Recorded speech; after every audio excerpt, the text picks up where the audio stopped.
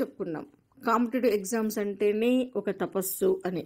అది ఏదో అల్లాటప్పగా చదివి రేపు ఎగ్జామ్ అంటే, మాపు ఎగ్జామ్ అంటే చదివి రాసి ఉద్యోగం సాధించేది కాదు అని. అదొక సుదీర్ఘ నిరంతర శ్రమ, పట్టుదల, సంకల్పంతో కూడినటువంటి నిరంతర శ్రమ, సుదీర్ఘ ప్రణాళిక అని ఆల్రెడీ మనం చాలా సందర్భాల్లో చెప్పుకున్నాం.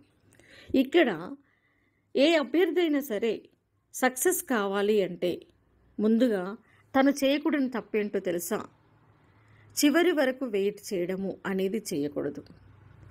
ముందుగా మీరు రాయబోయేటువంటి కాంపిటీటివ్ ఎగ్జామ్ మీద మీకు ఒక స్పష్టత ఉండాలి, మీకు ఒక క్లారిటీ ఉండాలి. ఎవరో మీ ఫ్రెండ్స్ రాశారని, లేకపోతే మీ చుట్టాలు ఎవరో రాశారని, మీ పక్కింటి వాళ్ళు రాశారని, ఏదో టైంపాస్ కాక అప్లై చేసి రాస్తున్నారని, ఇలాంటి వాళ్ళు కాంపిటీటివ్ ఎగ్జామ్స్కి దూరంగా ఉంటేనే బెటర్. అసలు మీరు ఎందుకు రాస్తున్నారు, మీ లక్ష్యం ఏంటి అనేది మీకు ఒక స్పష్టత, క్లారిటీ అనేది ఉండాలి. ఫస్ట్ స్టెప్ ఇది. లక్ష్యం లేకుండా ఎవరో మీ ఫ్రెండ్స్ రాస్తున్నారు, అందరికీ ఒకే రకమైనటువంటి బలం ఉండదు, అవునా కదా? కొంతమంది యూపీఎస్సీకి అంటే ఒక ఎగ్జామ్ని మనం సెలెక్ట్ చేసుకున్నప్పుడు దానికి తగ్గట్టుగా కష్టపడగలనా అనే సెల్ఫ్ ఎనాలిసిస్ కూడా చాలా అవసరం. First of all hard work. ఇక్కడ నాలెడ్జ్ అండ్ మెమరీ పవరు లేకపోతే ఐక్యూ లెవెల్స్ ఇవి కాదు, హార్డ్ వర్క్ అనేది డిసైడ్ చేస్తుంది కాంపిటేటివ్ ఎగ్జామ్స్లో. కాబట్టి హార్డ్ వర్క్ చేసే కెపాసిటీ ఉందా లేదా అనేది మీకు మీరు అనాలిసిస్ చేసుకోవాలి.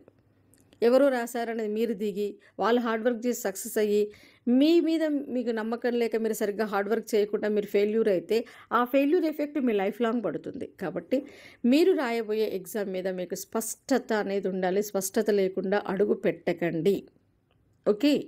తర్వాత చాలామంది చేసే తప్పేంటి అంటే చివరి వరకు వెయిట్ చేయడం. చివరి వరకు వెయిట్ చేయడము అంటే అనుకుంటారు, ఈ పలానా ఎగ్జామ్ రాయాలి, నేను కానిస్టేబుల్ కావాలి, నేను ఎస్ఐ కావాలి, నేను లెక్చరర్ని కావాలి, నేను టీచర్ని కావాలి, నేను నేను గ్రూప్ 1 ఆఫీసర్ కావాలి, గ్రూప్ 2 కావాలి, ఇలా ఆ కావాలి అనుకుంటూనే కాలయాపన చేసేస్తారు. అంటే నేను కావాలి అంటుంటారు, కానీ